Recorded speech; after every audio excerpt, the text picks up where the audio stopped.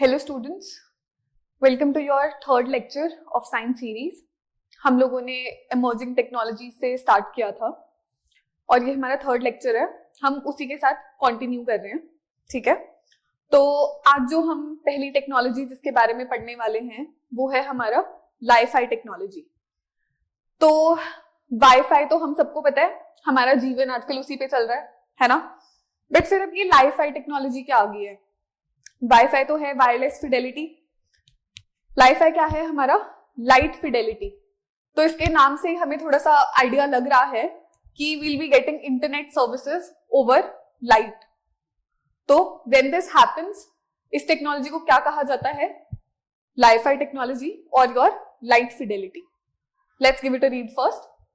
Wi-Fi or light fidelity is a wireless communication technology that uses visible light to transmit data, unlike Wi-Fi which uses radio waves. तो अब ये तो हमें पता ही है कि Wi-Fi में जो हमें इंटरनेट मिलता है, which spectrum does it use? I mean, जो पूरा स्पेक्ट्रम होता है, which waves from that spectrum does it use? It uses the radio waves. अब यहाँ पे क्या हो रहा है? यहाँ पे जो विजिबल लाइट वाला पोर्शन आता है, आई होप हम सबको पता है, हमने स्कूल में पढ़ा होगा that there is this entire spectrum. इसमें एक्स रेज होती है, गामा रेज होती है, रेडियो वेव्स होती है ना। तो वैसे ही एक विजिबल लाइट का भी स्पेक्ट्रम होता है। तो जब हम उसको यूज कर रहे हैं फॉर ट्रांसमिशन ऑफ इंटरनेट, तो वो वाईफाई पे हो रहा है और उस टेक्नोलॉजी को वाईफाई टेक्नोलॉजी कहा जा रहा है। सो यहाँ पे हो क्या रहा है that you have some LED bulbs. तो अगर तुम्हारे पास कोई एलईडी बल्ब है जिसको हम एनकोड कर दे और ट्रांसमिट करे उसके थ्रू डाटा। अब जब मैंने तुम लोगों को इंटरनेट ऑफ थिंग्स के बारे में भी बताया था, तो मैंने कहा था that your device should be compatible. तो कंपैटिबिलिटी कैसे होगी? जब उसमें कुछ सेंसर्स होंगे। अब क्योंकि हम लाइट फिडेलिटी की बात कर रहे हैं, तो what sort of sensors will be here? इधर होंगे तुम्हारे लाइट सेंसिटिव डिटेक्टर्स। तो वो लाइट सेंसिटिव होने चाहिए, लाइट को डिटेक्ट कर पाए ऐसे सेंसर्स होने चाहिए, ठीक है। तो it works by modulating the intensity of light from sources like LED bulbs to encode and transmit data at high speeds, which are then received by light sensitive detectors. So I hope I've made myself clear कि हम क्या कर रहे हैं, light emit हो रही है, उसकी वजह से ही उस लाइट पे ही हमें इंटरनेट सर्विस मिल रही है। जो भी हमारा डिवाइस है उसमें लाइट डिटेक्शन वाले सेंसर्स हैं और फिर हम इंटरनेट सर्विसेज को अवेल कर पा रहे हैं। This is light fidelity for you, alright? तो हमारा वाईफाई पे बढ़िया काम चल रहा है। Why would we want wifi? मतलब लेके क्यों आए होंगे? तो नई टेक्नोलॉजी तभी आती है ना जब हमें कुछ अपग्रेडेशन चाहिए होता है। तो अगर इंटरनेट की बात करें तो अपग्रेडेशन क्या होगा? स्पीड होगा यहाँ पे सबसे बड़ा अपग्रेडेशन। तो वही हमें मिल रहा है यहाँ से। क्या मिल रहा है? हाई स्पीड मिल रही है। वाईफाई से जितनी स्पीड नहीं हमें मिलती उतनी हमें इधर से मिल जाती है। कोई और एडवांटेज है इसका? एक एडवांटेज है इसका कि बेटर सिक्योरिटी मिलती है। Better security because light can not pass through walls. हम क्या कह रहे हैं कि जो हमें इंटरनेट मिल रहा है वो लाइट मीडियम का काम कर रहा है और उसकी वजह से हमें वो मिल रहा है इंटरनेट, ऑलराइट। बट अब तुम इमेजिन करो कि तुम एक रूम में बैठे हो, तो दूसरे रूम में तो तुम्हें नहीं मिल पाएगा बिकॉज लाइट जो है वो ओपेक चीज को क्रॉस तो कर ही नहीं पाएगी और तुम्हारी वॉल तो ओपेक है। तो ये जो हमारा एक पॉजिटिव या फिर एक एडवांटेज है इस चीज का कि बेटर सिक्योरिटी है because it can not pass through walls. ये एक लिमिटेशन भी बताता है हमें इसकी कि एक लिमिटेड एरिया ही है कवरेज का, है ना। So both a positive, both a blessing and a curse, alright, वो वाली बात है। And then again it also has the ability to use the vast unused optical spectrum. तो ऑप्टिकल स्पेक्ट्रम है हमारे पास, it is very vast, but फिर वही बात है कि हमने उसका पोटेंशियल जो है वो रियलाइज ही नहीं कर पाया है। इस टेक्नोलॉजी के थ्रू हम वो भी कर पाएंगे।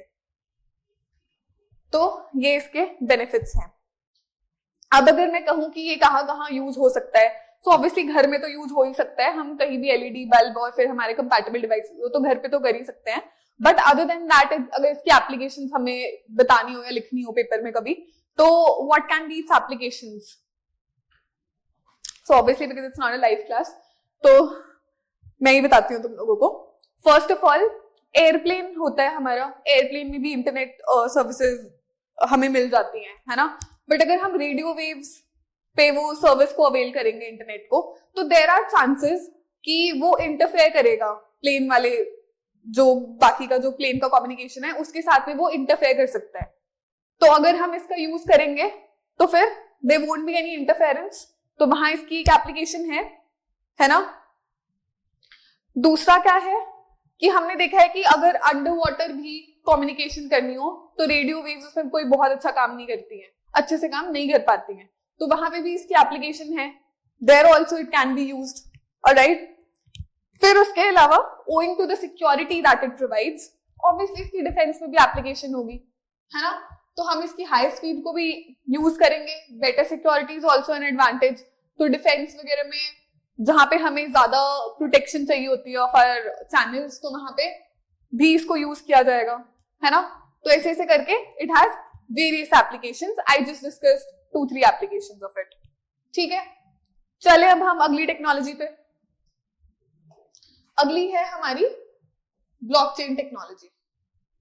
तो अब कुछ लोगों को ब्लॉकचेन के नाम से भी डर लगने लगता है कि पता नहीं क्या ही होगा ऐसा, बट इतना कुछ है नहीं। Before we give it a read, मैं तुम लोगों को एग्जाम्पल से समझाना चाहूंगी, सो दैट वो मतलब पढ़ के ना ऐसा कुछ डर ना बैठे किसी के मन में। तो इमेजिन करो कि तुम 4-5 फ्रेंड्स का ग्रुप हो and you guys are collecting money for a Goa trip. तो तुम सब थोड़ा थोड़ा कंट्रीब्यूट कर रहे हो, हर महीने कंट्रीब्यूट कर रहे हो, तुमने अगले साल गोवा जाना है एंड तुमने अपना एक फंड सा बना लिया और तुम उसमें से कुछ ना कुछ कंट्रीब्यूट करे जा रहे हो। अब कभी कभी कुछ ऐसे इमरजेंसी आ जाती है, सपोजिटली मुझे कोई बुक लेनी थी एंड पैसे नहीं बचे, आई मीन उन ग्रुप में से किसी एक बच्चे को सपोजिटली कोई बुक लेनी थी, तो उसने कुछ पैसे निकाल लिए वहां से, है ना। तो ऐसे ऐसे करके तुमने एक फंड सॉर्ट ऑफ बनाया हुआ है अपना, जहां तुम कुछ मंथली कॉन्ट्रीब्यूशन कर रहे हो एंड जरूरत पड़ने पे कभी कभी कोई कोई लोग अपना अपना पैसा वहां से ले भी लेते हैं, विड्रॉ भी कर लेते हैं, ठीक है। तो अब क्या है, उसमें कितना पैसा पड़ा है, किसने कब कितना वहां पे डाला पैसा, कब किसने कितना पैसा वहां से निकाला, इस चीज के लिए तुम सब लोग कोई ना कोई एक शीट मेंटेन कर रहे हो, ठीक है। तो तुम ये मान लो कि there is this piece of paper and तुम लोगों के 5 लोगों के पास में वो है, you and your other 4 friends, तुम सबके पास में एक एक पीस ऑफ पेपर है। तो पहले बार में जो भी तुम सबने कंट्रीब्यूशन करी तुम सबने लिख लिया, दैट ए पेड उसके लिए सपोजिटली 500, जो बी है उसने 1000 रुपए, जो सी है उसने 2000 रुपए, ठीक है, डी है उसने 500 रुपए। तो ऐसे ऐसे करके तुम उसको लिखे जा रहे हो, ठीक है। अब सपोजिटली जो तुम्हारा मिस्टर सी है उसने पैसे निकाल लिए, उसके बहन का बर्थडे था, उसमें कुछ गिफ्ट करना था उसको, तो उसने उसमें से पैसे निकाल लिए कि अभी मुझे इसकी जरूरत है। तो तुम सबने अपनी अपनी शीट पे वो पैसे वहां पे लिख लिए कि अभी इसने इतने पैसे निकाल लिए वहां से। तो तुम सबके पास ही उसकी डिटेल्स पड़ी है ना। अब अगर डी चालाक बनना चाहे या what ever number that I mention, जिस भी लेटर को मैंने मेंशन किया, अब अगर वो सेम पर्सन जिसने पैसे निकाले थे, अब वो अगर बहुत ही स्मार्ट बनना चाहे, ओवर स्मार्ट बनना चाहे, और वो कहे कि मैंने तो पैसे निकाले ही नहीं थे वो वाले, है ना, अपनी शीट में वो कुछ चेंजेस लेकर आ जाए, वहां पे वो मतलब मिटा दे, कुछ फ्लूइड यूज कर ले या दिखाए ना, तो अब वहां पे बहुत ज्यादा ऐसा स्कैम का चांस है। बाकी लोगों को स्कैम कर दिया बंदे ने, उसको लगेगा wow I outsmarted them, but तुम ऐसा वो ऐसा कर नहीं पाएगा। वाई? बिकॉज तुम 5 लोगों के पास था एंड 500 के 5 के पास में देयर इज दिस, जो ट्रांजैक्शन डिटेल्स जो भी हैं या फिर वो व्हाटएवर कितना पैसा गया एंड आया उसकी डिटेल्स हैं और सबके पास है, तो that particular person wouldn't be able to do that, ठीक है। तो यही चीज को क्या बोलते हैं, ब्लॉकचेन टेक्नोलॉजी बोलते हैं, ठीक है। तो क्या है, डिसेंट्रलाइज्ड है। वाई? बिकॉज तुम अपने टीचर के पास जाकर या तुम अपने किसी एक पेरेंट के पास जाकर या कोई एक तुम्हारे सीनियर के पास जाकर वहां जाके हर महीने पैसे डिपॉजिट नहीं कर रहे हो, आपस में ही तुमने सारा का सारा अपना पैसा इकट्ठा कर रहे हो, है ना। तो यहाँ पे कोई तुम्हारा कोई सेंट्रल अथॉरिटी नहीं है, तो डिसेंट्रलाइज्ड है ये सिस्टम, ऐसे समझो इसको, है ना। दूसरी बात क्या हो रही है, सबके पास रिकॉर्ड है, 5 लोग कुछ ना कुछ कंट्रीब्यूट कर रहे हैं, वहां से निकाल रहे हैं, और 5 के 5 लोग उस चीज का रिकॉर्ड रख रहे हैं। 5 के 5 के पास जो भी तुम्हारी डिटेल्स हैं, ट्रांजैक्शंस इन एंड आउट, वो सबके पास में डिटेल्ड है। तो अगला अगर कोई उसको एक बंदा चेंज भी करने जा रहा है वो ऐसा नहीं कर पाएगा, क्योंकि फिर बाकी के 4 पकड़ लेंगे कि ये देख हमारी शीट पे तो यहाँ पे लिखा है that you took this much money out of it, तो now you can not deny कि नहीं निकाले हैं, है ना। तो ज्यादा सिक्योर भी है, टैंपरिंग का चांस नहीं है ना।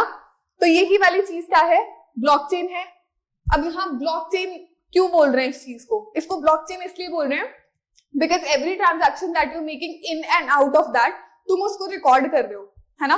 अब वो जो तुमने एक के बाद दूसरी, दूसरी के बाद तीसरी, तीसरी के बाद चौथी, वो जो तुम इन्फॉर्मेशन उसमें फीड करे जा रहे हो ना कि दिस मंथ हमने इतना डाला, उसमें कंट्रीब्यूट करा, अब अगले महीने हमने इतना कंट्रीब्यूट करा उसमें, एंड पूरा का पूरा वो उसको तुम ऐसे मान लो कि वो ब्लॉक्स ऑफ इंफॉर्मेशन है। और फिर अब उन ब्लॉक्स की चेन बनती जा रही है, इतना आया इतना गया, you have that secure database and those lines जो तुमने लिखी है, every transaction is that block. और वो हर बार जो अगली अगली ट्रांजैक्शन होती जा रही है, you are adding subtracting, that is acting as your information blocks and making a chain out of it, a chain of transactions. आया गया पैसा आया गया उसमें, ठीक है। आई होप ऐसे क्लियर हो गया होगा, आई होप समझ आ गया हमें कि ब्लॉकचेन क्या है। अब पढ़ो इसको, अब थोड़ा इजी लगेगा। ब्लॉकचेन इज अ डिसेंट्रलाइज्ड का मतलब क्या, सेंट्रल अथॉरिटी नहीं बैठी है कोई यहाँ पे, ठीक है। तुम किसी ना पेरेंट के पास, ना टीचर के पास, ना सीनियर के पास, किसी के पास नहीं गए, तुम ही सब हो आपस में, ऑलराइट। डिजिटल लेजर, अब डिजिटल लेजर क्या होता है, लेजर सुन के हमने डरना नहीं है, ledger is just that record keeping वाला थिंग, वो जो तुम शीट्स पे लिख रहे हो ना पूरा रिकॉर्ड कि कौन से पैसे कहाँ पे कब आए कब गए, वो क्या है, लेजर। और ये किस फॉर्म का है, डिजिटल, ये सब कंप्यूटर पे हो रहा है, ठीक है। दैट सिक्योरली रिकॉर्ड्स ट्रांजैक्शन, तो सारे ट्रांजैक्शंस का रिकॉर्ड तो रख ही रहे हो across a network of computers. अब वो जो तुम्हारे पास एक एक शीट पड़ी थी वो क्या है, तुम सबके कंप्यूटर है, वो मान लो वहां पे पड़े हैं तुम्हारे शीट्स पे, तो यहाँ पे है कंप्यूटर फॉर्म में, बस उसको कंप्यूटर मान लो। Making the data transparent, transparency क्यों है, क्योंकि सबके पास ही है वो रिकॉर्ड, तुम सबके पास में शीट थी और सबको सामने दिख रहा है, तो ट्रांसपेरेंट है ना। Immutable and resistant to tampering, immutable and resistant to tampering क्यों है, like I gave you that example कि अगर कोई डिनाई करना चाहता तुम्हारे एक फ्रेंड्स में से कि मैंने पैसे नहीं निकाले, but then you everybody in the group had a record of it, so वो चेंज करना उसके लिए पॉसिबल नहीं है, पकड़ा जाएगा कि फ्रॉड कर रहा है ये बीच में, ठीक है। And therefore it is resistant to tampering. Information is stored in blocks that are chronologically linked together to form a chain. तो तुमने हर एक ट्रांजैक्शन वाज अ ब्लॉक, और उन ब्लॉक्स को एड अप करते करते, उन ट्रांजैक्शंस को लिखते लिखते there was a chain that was formed, that is blockchain technology. I hope it is clear, बहुत आसानी से समझाने की कोशिश करी है, तो आई होप ये हो भी गई होगी, समझ में आ गया। वो अगर किसी को नहीं समझ में आए तो वापस से वो जो एग्जाम्पल मैंने अभी दिया वहां पे एक बार दोबारा वहां से सुनो वीडियो को, तुम्हें डेफिनेटली समझ में आ जाएगा, ठीक है। चलो अब मेरे को बताओ ब्लॉकचेन की एप्लीकेशंस कहाँ कहाँ देखने को मिलती है हमें, where have we seen blockchain being used, blockchain technology being used. एक तो है इसका example cryptocurrency, cryptocurrency में भी तो यही हो रहा है ना, कोई सेंट्रल डिजिटल बैंक है जो उसको पूरा का पूरा रेगुलेट कर रहा है, देयर इज नोबडी, है ना। और उसमें कोई ट्रांजैक्शन क्रिप्टो एक जगह से दूसरी जगह सेंड होने अगर, तो कौन वेरीफाई कर रहा है, खुद जो क्रिप्टो होल्डर्स हैं, कहीं से कहीं ट्रांजैक्शन होती है तो वही वेरीफाई कर रहे हैं, वो उसको वैलिड या फिर इनवैलिड करार देते हैं, है ना। तो क्रिप्टो है तो आपका जो भी डिजिटल करेंसी है, क्रिप्टो करेंसी का एग्जाम्पल है, वो हो गया एक हमारा ब्लॉकचेन टेक्नोलॉजी पे। और एप्लीकेशंस क्या हैं, वैसे तो हर जगह इसकी एप्लीकेशन है ही है, डिफेंस वगैरह में भी हम देखेंगे, अगर हमें सिक्योर रखना है इंफॉर्मेशन को तो हम ब्लॉकचेन यूज करेंगे। हेल्थ केयर में देख लो, अगर हमें जो हम कहते हैं कि पेशेंट्स की इंफॉर्मेशन है उसको सिक्योर रखना है, उसके लिए भी आप ब्लॉकचेन का यूज करोगे, वो बहुत ही वैल्यूएबल इंफॉर्मेशन होती है। I hope we all read कि एम्स पे कैसे वो साइबर अटैक हुआ था, तो उसमें जितने भी पेशेंट्स थे उनकी जो इंफॉर्मेशन थी वो कॉम्प्रोमाइज हो गई थी, है ना। वैसे ही बहुत सारी एप्लीकेशंस हैं इन एवरी फील्ड जहां पे भी हमें ज्यादा सिक्योरिटी चाहिए होगी एंड वी वुड वांट कि ना टैम्पर हो। Alright, so I hope blockchain is clear. इसकी हमने एप्लीकेशंस देख ली 2-3 और अब हम बढ़ते हैं आगे। अगली चीज हमारे पास है रोबोटिक्स। अब रोबोटिक्स हमें नाम सुन के लगता है कि बहुत ही ज्यादा कुछ अगेन डिफिकल्ट सा होने वाला है और बहुत ही कॉम्प्लेक्स होता होगा, बट यहाँ पे देखो हम लोग रोबोट बना नहीं रहे हैं तो इतना कॉम्प्लेक्स नहीं है, बस हमें समझना है यहाँ पे। सो रोबोटिक्स क्या है? इट इज दी साइंस जहां पे हम रोबोट्स बना रहे हैं, ठीक है। तो science which deals with making maintaining robots, ये सब हो जाएगा, है ना। तो रोबोट्स क्या होते हैं, उसमें वो अपना 3 Idiots में रैंचो वाला डायलॉग याद है कि उसमें जब उसको पूछते हैं कि what is a machine, and then उसमें वो बताते हैं कि anything that reduces human effort. तो रोबोटिक्स क्यों है? बिकॉज हम रोबोट्स बनाना चाहते हैं। रोबोट्स क्या है? नथिंग बट मशीन्स जो हम चाहते हैं कि हमें असिस्ट करें, हमें सर्विसेज प्रोवाइड करें, ऑलराइट, एंड हमारा ह्यूमन एफर्ट रिड्यूस करे। तो ये रोबोट्स हैं। चलो let's give it a read now. Robotics is the interdisciplinary field of designing, building, and operating robots which are sensing, thinking, and acting machines. So they can also think, sense, and also act. इस चीज को क्या कहते हैं? इस चीज को कहते हैं रोबोटिक्स, ठीक है। रोबोट्स तो फिर हमारे सॉरी अबाउट इट, या सो वेयर वर वी? हम थे रोबोटिक्स पे। हमने देख लिया कि रोबोटिक्स क्या है। Basically it is a science of making and maintaining robots, ठीक है। हमने फिर वी वर टू डिस्कस कि रोबोट्स के टाइप्स क्या क्या हैं। सो फर्स्ट ऑफ ऑल मैंने तुम लोगों को अभी बताया नहीं है, बता रही हूँ। So first is your industrial robots. Industrial robots क्या करेंगे? जो बिल्कुल अब तुम इमेजिन कर लो, इसलिए मारुति सुजुकी का कोई प्लांट है, अब वहां पे बार बार एक ही काम हो रहा है ना कि कार आ रही है और तुम उसका एक साइड का दरवाजा फिक्स कर रहे हो और यही करना है सारा दिन। तो अब वो काम अगर कोई रोबोट कर पाए, ठीक है, आना है कार का जो भी उसका स्केलेटन है वो तुम्हारे सामने है, अब तुम्हारा काम है उसको दरवाजा फिक्स करने का। तो वो हमने रोबोट को साइन कर दिया, दिस जस्ट रोबोट, उसकी कुछ रोबोटिक काम है और वो बार बार बस एक ही काम कर रहा है, दरवाजा फिक्स कर ही जा रहा है एक साइड का, और वो पूरा दिन यही काम मोनोटनी में होता रहेगा। तो वो ऐसे काम कौन करेगा? Industrial robots. उनको इंडस्ट्रीज में यूज कर सकते हैं। Then comes your service robots. इसके लिए हमने चाइना वाला एग्जांपल ले लो कि वहां पे क्या था, there this video which was going viral कि किसी ने पानी की बोतल ऑर्डर करनी थी इन सम होटल। तो उन्होंने रिसेप्शन पे कॉल करा, थोड़ी देर बाद डोरबेल बजी and at there service was a robo. It was a service robo. तो क्या था? It was just a cubicle thing जो उनके सामने है। उन्होंने आई गेस उस पे देयर वाज सम बटन जिसको प्रेस करना था, a tray comes out and उसमें वाटर बॉटल्स थी। तो ये सर्विसेज वाले काम ऐसे अगर होंगे तो वो क्या कौन करेंगे? Service robots, alright. Then we have mobile robots. अब मोबाइल रोबोस में कौन से आ जाएंगे? जैसे सेल्फ ड्राइविंग कार्स होती है, मोबाइल क्या होता है? मोबिलिटी ना। तो फिर जो हम देखते हैं कि जो हमारी सेल्फ ड्राइविंग कार्स होती है वो खुद से ही क्या कर लेती है, जीपीएस वगैरह वाला डाटा सारा प्रोसेस करके अपने आप ही पिकअप करके ड्रॉप कर देती है और बाकी वो ट्रैफिक कंजेशन और वो सारा वही हैंडल कर लेती है, ठीक है। तो वो हमारा मोबाइल रोबोट्स का एग्जांपल आ जाएगा। Then comes your humanoids. Humanoid में क्या होता है कि ये बहुत ही ह्यूमन लाइक होते हैं। जो ह्यूमनॉइड्स होते हैं उसका एग्जांपल कौन है? ये जो यहाँ पे फोटो यूज करी हुई है, सोफिया, ठीक है।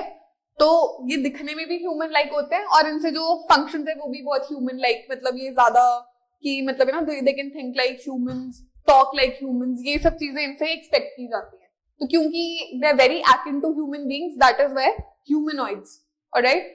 Then comes your teleoperated robots। अब इसमें teleoperated robots में क्या है कि जो भी उस रोबो का ओनर है, ठीक है, ओनर है या जो भी उसको कमांड्स दे रहा है या प्रोग्राम कर रहा है, प्रोग्रामर है, तो वो पीछे से उसको कुछ भी कमांड दे रहा है एंड वो सारी इंस्ट्रक्शन को दूर पे कहीं एट सम डिस्टेंस उन चीजों को परफॉर्म कर रहा है। तो वो वाले रोबोट्स कौन सी कैटेगरी में आ जाएंगे? टेली ऑपरेटेड रोबोज में। जो टेली ऑपरेटेड रोबोज होते हैं उनको स्लेव रोबोज भी बोला जाता है इसीलिए।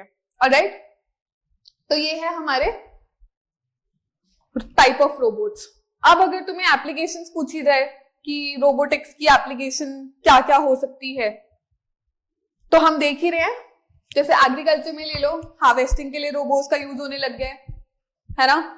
सर्जरीज वगैरह रोबोटिक आर्म्स के थ्रू अब होने लग गई है, तो हॉस्पिटल्स में भी वो चीज यूज हो रही है। 3D प्रिंटिंग मैंने कल पढ़ाया था, उसमें जो हम लेयर बाय लेयर सब कुछ वो एडिशन कर रहे थे, एडिटिव मैन्युफैक्चरिंग हो रही थी। तो मैंने बताया था कि वो पोस्ट ऑफिस भी कैसे कंक्रीट की जो लेयर्स हैं वो किसके थ्रू करवा रहे थे हम, रोबोटिक आर्म्स वो यूज उसमें भी, है ना। So there are various applications of robotics as well. Alright, there was also some article in the newspaper जहां पे था कि अभी तक जो मैनहोल्स हैं वो हैं इंडिया में, this is the harsh reality and it is happening. But अब अगर हम रोबोट्स को वो सीवेज साफ वगैरह करने के लिए भेज दे तो dignity of human life will also be preserved. ठीक है, तो वैसे सब एप्लीकेशन है इसकी, various agriculture, social and all. ठीक है, अब आ जाओ अगली चीज पे। अगली टेक्नोलॉजी हमारी है क्वांटम कंप्यूटिंग। तो डरना नहीं है बिल्कुल भी, क्योंकि हमें क्वांटम कंप्यूटर्स बनाने नहीं है, हमें सिर्फ समझना है कि क्वांटम कंप्यूटर्स होते क्या हैं। तो कौन होंगे क्वांटम कंप्यूटर्स? जो क्वांटम मैकेनिक्स की प्रिंसिपल्स पे काम करते होंगे उनको हम क्या बोलेंगे? Quantum computers. That easy. अब ऐसे क्या प्रिंसिपल्स होते हैं क्वांटम मैकेनिक्स के जिस पे ये काम कर रहे हैं? ठीक है, तो सबसे पहले तो उन दो प्रिंसिपल्स को समझो, जो इसके टू की प्रिंसिपल्स हैं उनको समझो। फर्स्ट ऑफ ऑल आ जाती है सुपरपोजिशन। सुपरपोजिशन तुम्हारा पहला प्रिंसिपल है। सुपरपोजिशन में क्या हो रहा है, इसके एग्जाम्पल के लिए हम कॉइन को इमेजिन करते हैं। कॉइन में एक हेड होता है एक साइड और एक साइड टेल्स होता है।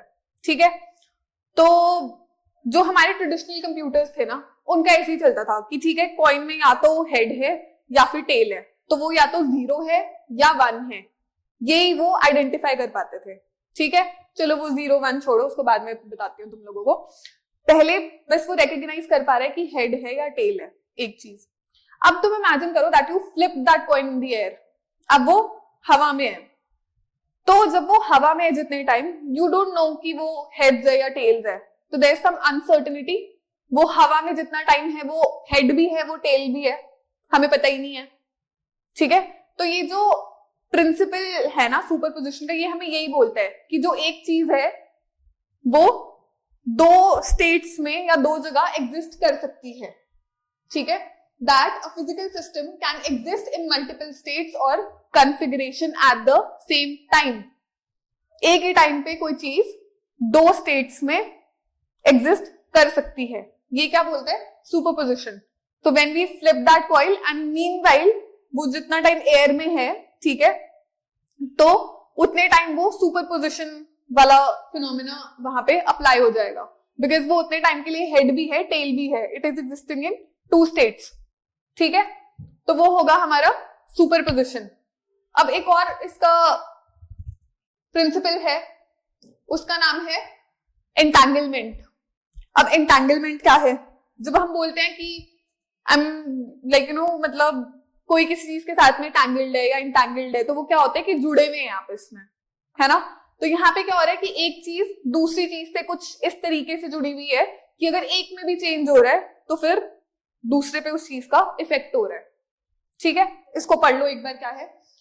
In quantum mechanics, entanglement is a phenomena where particles become linked and the state of one instantaneously influences the state of the other, regardless of the distance. तो अब वो जो एक पार्टिकल में चेंज दूसरे को भी चेंज कर रहा है, it is regardless of the distance. हो सकता है तुम्हारा एक पार्टिकल कहीं नॉर्थ पोल पे है, दूसरा साउथ पोल पे है, बट अगर एक में भी चेंज हो रहा है तो क्या हो रहा है? इंस्टेंटली दूसरे का स्टेट भी इफेक्ट हो रहा है। ठीक है, इस चीज को क्या कहा जाता है? एंटैंगलमेंट। इसके एग्जाम्पल के लिए ये वाला ले लो कि एक बॉल हमने नॉर्थ पोल भेज दी, एक बॉल हमने साउथ पोल भेज दी, और हमें पता नहीं है, ये बॉक्स बंद है तो हमें पता नहीं है कि कौन सी बॉल किधर गई है, रेड वाली नॉर्थ है या साउथ है, हमें नहीं पता कुछ भी। ठीक है, बट द मोमेंट हमने एक भी जगह वो बॉक्स खोल लिया तो हमें अगले का भी पता चल जाएगा, उसकी आइडेंटिटी भी रिवील्ड होगी। तो ये दोनों फिर बॉक्सेस टैंगल्ड है आपस में, क्योंकि एक की भी आइडेंटिटी रिवील हुई तो दूसरे की अपने आप ही हो जाएगी, इवन दो आप बॉक्स ना खोलो। ठीक है, तो इसने इसमें इस तरीके से इफेक्ट कर दिया। तो ये दोनों चीजें क्या है, एंटैंगल्ड है। ऑलराइट, तो आई होप ये चीज समझ में आ गई है। I am repeating it again. Superposition है एक ऐसा स्टेट जहां पे कोई भी एक चीज है, एक पार्टिकल है, वो दो स्टेट्स में एग्जिस्ट कर सकता है। उसका एग्जाम्पल हमने देखा कि कॉइन है, जब वो एयर में है वो उस टाइम पे हेड्स भी है टेल्स भी है, तो उस चीज को क्या कहते हैं, सुपरपोजिशन। एंटैंगलमेंट क्या है, इस तरीके से जुड़े हुए होना, इस तरीके से साथ में होना कि डिस्टेंस जितना मर्जी हो बीच में, लेकिन अगर एक में कोई चेंज आ रहा है तो वो दूसरी चीज को इंस्टेंटेनियसली इन्फ्लुएंस कर रहा है। Alright, these are the two key principles. अब इन दो प्रिंसिपल्स पे जो कंप्यूटर काम करेगा उसको क्या कहेंगे, क्वांटम कंप्यूटर। अब ये समझो कि जो हमारे ट्रेडिशनल कंप्यूटर्स थे वो काम करते थे बिट्स पे। अब वो बिट्स क्या है, बिट्स होते थे ना, स्मॉल यूनिट है और वो 0 और 1 को ही रिकॉग्नाइज कर पाता था।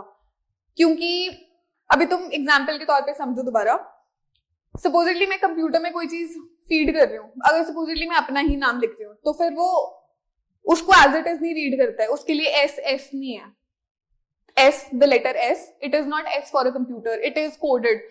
अब उसका कोड लगा लो 0011 है, वो 0 और 1 की ही भाषा समझता है, तो एवरी वर्ड एवरी लेटर वो वैसे ही समझता है और हर चीज का कोड है।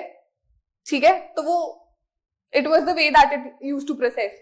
अब क्योंकि सुपरपोजिशन का प्रिंसिपल यहाँ पे आ जाता है, तो अब क्या हो पा रहा है कि जो क्वांटम कंप्यूटर्स है वो मानते हैं कि 0 एंड 1 दोनों चीजें एक टाइम पे एग्जिस्ट कर सकती है।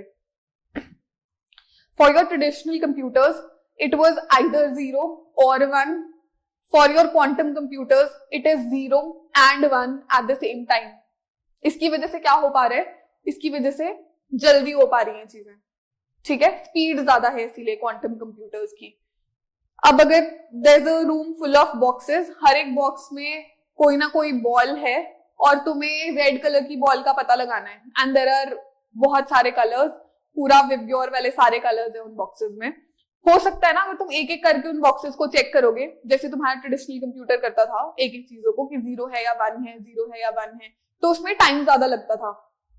बट क्वांटम कंप्यूटर ऐसा है कि सारे बॉक्सेस एक ही टाइम पे ओपन हो जाएंगे, तो जहां पे भी रेड बॉल होगी वो डिटेक्ट हो जाएगी, तो फास्टर होगी चीज, तो स्पीड ज्यादा है क्वांटम की। And they more secure also. Secure कैसे, हमने क्या देखा कि एंटैंगलमेंट के प्रिंसिपल पे वर्क करते हैं। अगर किसी ने टैंपर करने की कोशिश करी, किसी ने कुछ चेंज करने की कोशिश करी, तो एकदम से पता लग जाएगा, because change in state of one leads to the change in state of the other, तो वो नेटवर्क में दूसरी जगह डिटेक्ट हो जाएगा, तो उसको डिटेक्ट करके दोबारा से एनकोड किया जा सकता है। तो क्वांटम कंप्यूटर्स हमारे ज्यादा सिक्योर भी हैं। Alright, these are the two advantages. और प्रिसाइज तो ऑब्वियसली है ही है, ज्यादा कैलकुलेशन, ज्यादा कॉम्प्लेक्स कैलकुलेशंस और बिल्कुल प्रिसाइज कैलकुलेशंस कर सकते हैं ये। इसका एग्जांपल क्या है, गूगल का कंप्यूटर है, उसका नाम है साइकामोर। उसने 200 सेकंड में एक ऐसी कैलकुलेशन कर ली जिसके लिए ट्रेडिशनल कंप्यूटर को 10,000 साल लगते प्रोसेस इट, है ना। 200 सेकंड्स में ऐसी कैलकुलेशन कर ली जिसके लिए ट्रेडिशनल कंप्यूटर को 10,000 साल लगते। तो लग गया पता हमें कि क्या है क्वांटम कंप्यूटिंग, कौन से दो प्रिंसिपल्स पे काम कर रही है, उन दो प्रिंसिपल की वजह से क्या क्या एडवांटेजेस मिल रही है, and how it is better over the traditional computers. But इनका ड्रॉबैक क्या होता है कि पावर कंजम्पशन बहुत ही ज्यादा है। ठीक है, आई होप हमें समझ में आ गया क्वांटम कंप्यूटिंग भी क्या है। नाउ आई डोंट नो तुम लोगों को याद होगा या नहीं, मुझे याद है हमने ये वेब 5.0 छोड़ा था। मैंने तुम्हें बोला था कि मैं आगे वाली क्लास में कराऊंगी बिकॉज इसमें ब्लॉकचेन का रेफरेंस आ रहा था, तो ब्लॉकचेन हमने अभी पढ़ा, अब हम ये भी देख लेते हैं एक बार। तो वेब ना इवॉल्व कर रहा है ओवर टाइम। पहले वेब 1.0 था, फिर 2.0 आ गया, अभी प्रेजेंटली वेब 3.0 का जमाना चल रहा है। तो वैसे ही जैक डॉर्सी हैं एक, उन्होंने he is the former CEO of Twitter, उन्होंने टर्म कॉइन कर दी वेब 5.0। तो अब 5.0 को समझने के लिए हमें जो प्रीवियस जनरेशन है उनको भी समझना पड़ेगा एक बार, है ना। तो चलो let's have a look at it. Let me have some water first.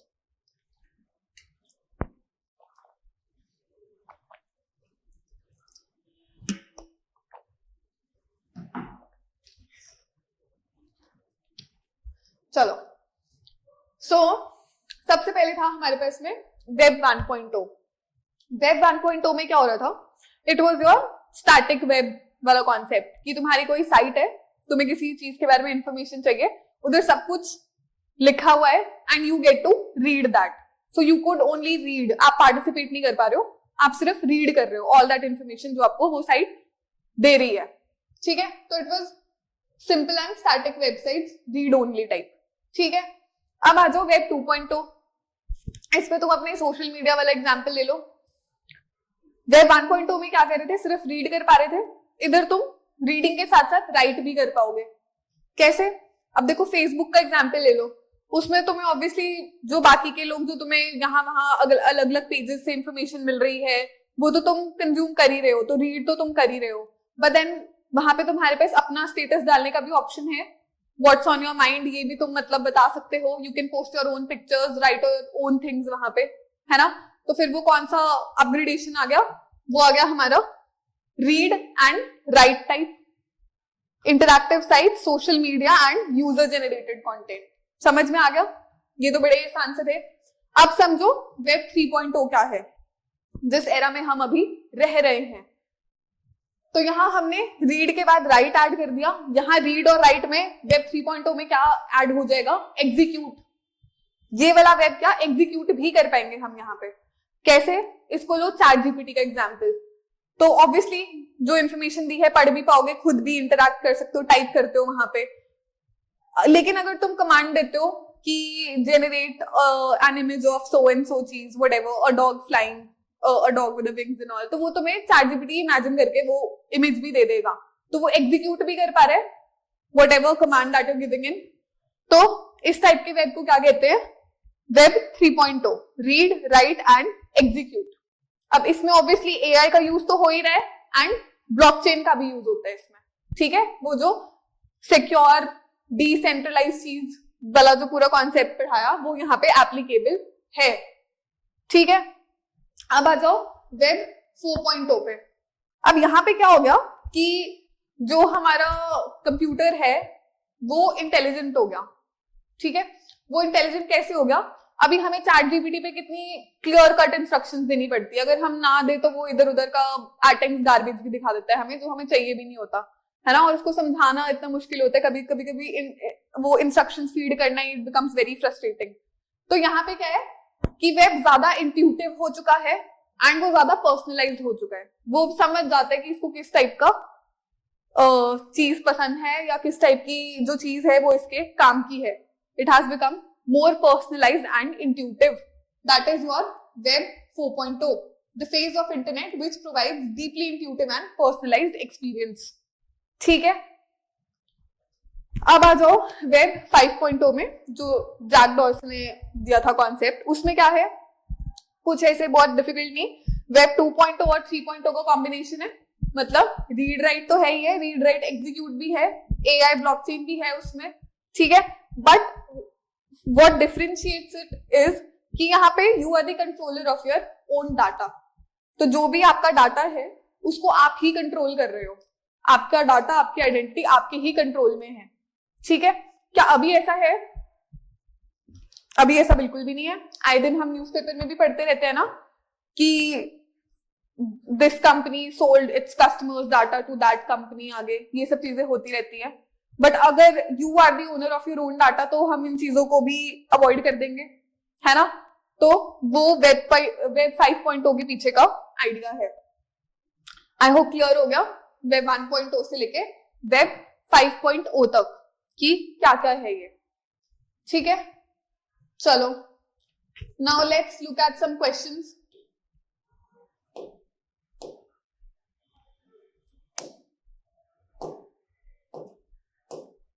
एक तो स्क्रीन गेट्स स्टक कभी कभी, that's a problem with this.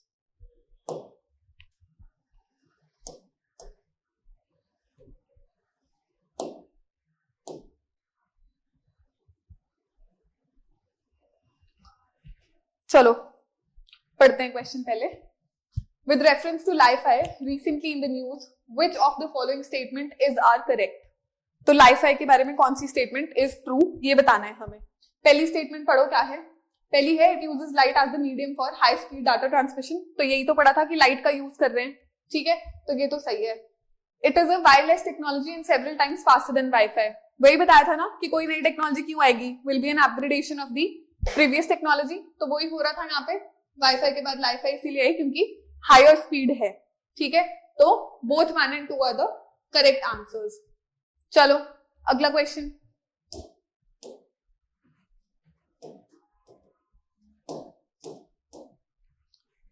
In the context of digital technologies for entertainment, consider the following statements. तो ये जो immersive technologies कराई थी वहां से क्वेश्चन है, पढ़ो इसको. In augmented reality, a stimulated environment is created and the physical world is completely shut out. ठीक है, क्या ऐसा था? हम क्या कह रहे थे कि रियल वर्ल्ड में there was this digital element which was added in augmented reality. तो completely physical world हमारा shut out तो नहीं हुआ था. ये तो डेफिनेटली ही गलत है स्टेटमेंट. चलो अब सेकंड स्टेटमेंट क्या है. In virtual reality images generated from a computer are projected onto real life objects और सराउंडिंग्स. तो ये तो प्रोजेक्टर वाले काम हो गए. तो प्रोजेक्टर वाला तो नहीं था, है ना. वर्चुअल रियलिटी ये तो नहीं था. उसमें the real world was shut out actually virtual reality में. तो ये तो नहीं है. सेकंड स्टेटमेंट भी गलत है हमारी. अब थर्ड स्टेटमेंट क्या है. AR allows individuals to be present in the world and improves the experience using the camera of smartphone or PC. तो बिल्कुल यही हो रहा था AR में. Pokemon Go का हमने एग्जांपल लिया था कि कैसे हम फुटपाथ पे अगर अपने फोन के थ्रू देख रहे हैं तो हमें पिकाचू दिख रहा था. ठीक है, there was this digital element added to our real world that was happening in AR. तो बिल्कुल सही है ये वाली statement. Next comes your virtual reality closes the world and transposes an individual providing complete immersion experience. तो यही हो रहा था. वर्चुअल रियलिटी हेडसेट्स में कंप्लीटली इमर्स हो रहे थे, पूरा का पूरा वर्चुअल वर्ल्ड में जा रहे थे, है ना. तो योर आंसर इज इधर I guess there is some error in typing the options. तो इसका answer would be 3 and 4 only. ठीक है, चलिए अब हम एक दो और क्वेश्चंस देखेंगे.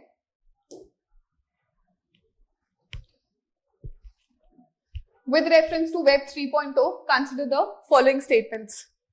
Web 3.0 पे है. Web 3.0 technology enables people to control their own data. तो क्या हम अपना डाटा कंट्रोल कर पा रहे हैं? Does it enable this? तो वो बिल्कुल डिसेंट्रलाइज्ड है ना. ब्लॉकचेन पे काम करता है. तो मैं नहीं कह रही हूँ कि यहाँ पे we are the owner of our own data और हम उसका मतलब कुछ मॉनिटरी बेनिफिट उठा पा रहे हैं, ऐसा कुछ है Web 5.0 वाला कॉन्सेप्ट. वो तो नहीं है, लेकिन still there is some control over our own data because blockchain है यहाँ पे, है ना. तो statement 1 is right. In Web 3.0 world, there can be blockchain based social networks. बिल्कुल हो सकते हैं. हमने देखा ही कि जो हमारा Web 3.0 था, it encompasses blockchain, है ना. Web 3.0 is operated by users collectively rather than a corporation. So blockchain है, उसमें decentralized भी है जो हमारा Web 3.0 है. तो उसमें कॉर्पोरेशन नहीं बल्कि क्या हो रहा है, यूजर्स आर कलेक्टिवली ऑपरेटिंग. तो ये भी इसके लिए ट्रू है. So your answer becomes 1, 2 and 3. We have another question. Which one of the following is the context in which the term qubit is mentioned? So such questions I call halwa questions. So this is the question जो UPSC ने ही पूछा हमें कि qubits इनमें से किस चीज से रिलेटेड है. तो हमने अभी पढ़ा ना कि बिट्स होते थे पहले, for them it was either 0 और 1 जिसपे ट्रेडिशनल कंप्यूटर्स ऑपरेट करते हैं. और अब क्वांटम कंप्यूटर्स क्या यूज करते हैं? क्यूबिट्स का यूज करते हैं. ठीक है, जिसके लिए 0 और 1 कैन एग्जिस्ट एक ही टाइम पे. ठीक है, तो B is the answer. I hope emerging technologies clear हो गई हैं सो फार. ठीक है, हमने सारी मेजर इमर्जिंग टेक्नोलॉजीज डिस्कस कर ली है. एंड स्टे ट्यून्ड, आगे हमने बहुत सारे स्टैटिक वाले कॉन्सेप्ट्स भी कवर करने हैं. सो अभी हमने कंप्लीट कर लिया है. Emerging technologies is over. Thank you for your patience.